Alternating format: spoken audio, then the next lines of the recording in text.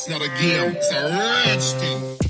Seorang wanita tertawa ngakak saat melihat sekelompok orang berjalan melawan arus di tangga eskalator.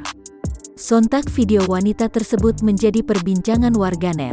Video ini awalnya viral di TikTok, memperlihatkan momen saat rombongan keluarga nampak ditertawakan karena menaiki eskalator yang seharusnya digunakan untuk turun. Diketahui video itu diunggah oleh akun TikTok @boneka.online.shop. Kemudian diunggah kembali oleh beberapa akun anonim di Instagram, salah satunya @kanjeng_mamiu. Sang wanita seakan tertawa puas melihat keluarga tersebut. Aksi wanita itu pun mendapat komentar sinis dari warganet. Banyak yang menganggap tingkah wanita itu tak sopan karena tertawa tanpa memberitahu jalan yang benar.